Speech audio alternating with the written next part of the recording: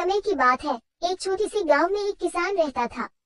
उसका नाम रामचंद्र था। रामचंद्र एक बहुत ही मेहनती और परिश्रमी किसान था। वह गांव के खेतों में दिन रात मेहनत करता और अपने परिवार को आवश्यकताओं के लिए पूरी तरह से संतुष्ट करता था। एक दिन गांव में अकाल पड़ गया। बारिश नहीं हो रही थी और जमीन सूख गई थी। सभी किसानों को अपनी फसल के लिए चिंता होने लगी, लेकिन रामचंद्र डरने वाले नहीं थे। वह जानता था कि मेहनत से किया हुआ काम कभी बेकार नहीं जाता है। रामचंद्र ने अपने खेतों को और अच्छे से सिंचित करना शुरू किया। वह रात दिन मेहनत करता रहा, पानी की बचत करता रहा और पौधों की देखभाल में विशेष ध्यान देता रहा। दूसरे किसान उसे हंसते और मजाक उड़ाते रहे, पर रामचंद्र अपने लक्ष्य के प्रति सदा संकल्पबद्ध रहा। कुछ समय बाद बादल उमड़ आए और बारिश शुरू हो गई।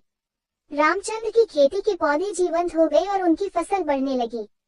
वह खुशी से झूम उठा, क्योंकि उसका मेहनत और धैर्य उसे उनके सपनों की प्राप्ति तक पहुंचा रहे थे। फसल काटने के बाद रामचंद्र ने अपने परिवार के साथ आराम से खुशहाल जीने का आनंद लिया।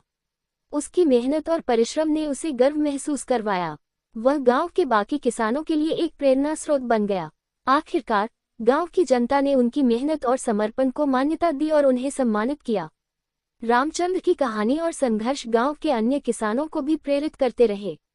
इस कहानी से हमें ये सीख मिलती है कि मेहनत, परिश्रम और समर्पण किसानों के लिए अत्यंत महत्वपूर्ण है।